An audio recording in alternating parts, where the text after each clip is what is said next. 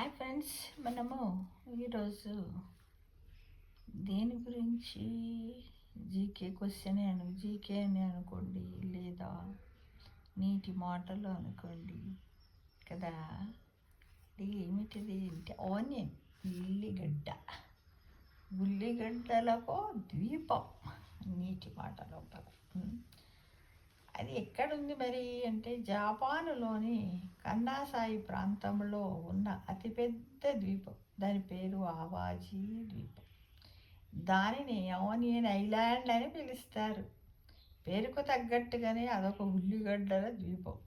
అక్కడికి వెళితే ఉల్లిపాయలతో వేడి వేడి సూపులే కాదు, చల్లని ఐస్ క్రీములు కూడా దొరుకుతాయట మిత్రమా.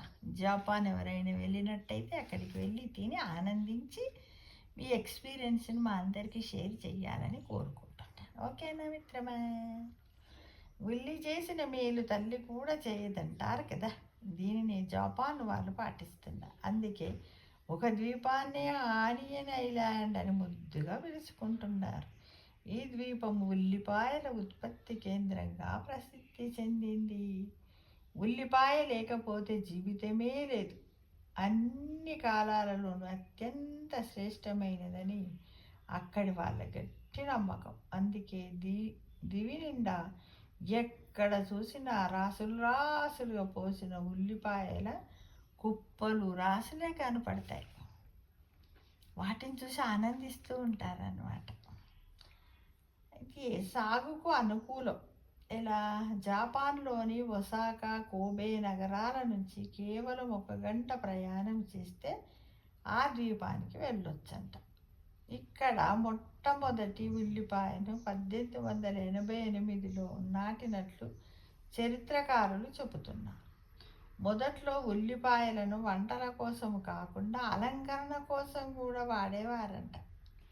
ఒకసారి జపాన్లో కలరా వ్యాప్తి చెందడంతో అలాంటి విపత్కర సమయంలో కలరాను నయం చేయాలంటే ఉల్లిపాయ ఉండాల్సిందేననే ప్రచారం జరిగిందట.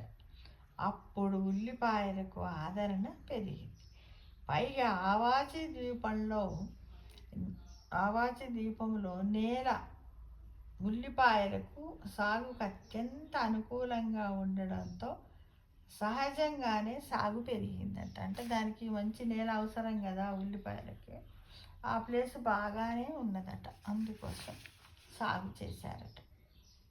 ఐస్ క్రీమ్, బర్గర్లు కూడా ఉల్లిపాయలతో తయారు చేస్తారట. ఎట్లా అంటే ఒట్టామానేగి అనే భారీ ఉల్లిపాయ ఇక్కడ ప్రధానంగా టూరిస్టులను ఆకర్షిస్తుందంట.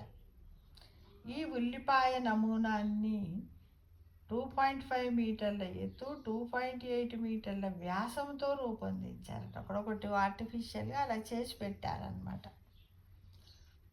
ఇక్కడి నుంచి సూర్యాస్తమం వరకు చూడడం కూడా ఒక అద్భుతమైన అనుభూతి అట. సూర్యుడు అస్తమించేటప్పుడు చూడడం చాలా బాగా అనిపిస్తుందట. ఆనియన్ ఐలాండ్లో కొన్ని చోట్ల కేవలం ఉల్లిపాయలను కాల్చి ఇస్తుంటారట. అలాగే తీయని ఉల్లిపాయలతో సాంప్రదాయ టెంపూరా సూపుల నుంచి ఉల్లిపాయ రుచి గల ఐస్ క్రీములు, బర్గర్లు కూడా ఇక్కడ లభిస్తాయి. ఇక్కడ జపాన్లో ఉన్నటువంటి ఆనియన్ ఐలాండ్ లోపల లభిస్తాయి అన్నమాట. ఎనీమీ థీమ్ పార్క్ ఈ ఐలాండ్లో మరొక ఆకర్షణ. ఇక్కడ చాలా దుకాణాలు వివిధ రకాల ఉల్లిపాయ ఉత్పత్తులను అమ్ముతుంటారట. ఉల్లిపాయ స్నాక్స్ నుంచి బ్యాండ్ వరకు చూడొచ్చంట. కిచెన్ల నుంచి టోట్ బ్యాగులు కూడా ఉల్లిగడ్డ ఆకారంలో ఉంటాయట. ప్రత్యేకంగా ఆనియన్ క్లా మిషన్లు కూడా మంచి టైంపాస్ అంట. ఇక్కడ కనిపించే ఆనియన్ విగ్గులు ప్రపంచ ప్రసిద్ధి చెందాయంటే అంత అతిశయోక్తి కాదు. అంటే ఉల్లిపాయలతో ఇన్ని రకాలుగా క్రియేటివిటీగా తయారు చేసి వచ్చే పర్యాటకులందరినీ ఆకర్షితులు చేస్తున్నాయి అన్నమాట. అంతేగా మిత్రమా కదా. జపాన్ పోయిన వాళ్ళు అదృష్టవంతుడు. వెళ్ళండి, చూడండి, ఆనందించండి మిత్రమా. Thank you for watching.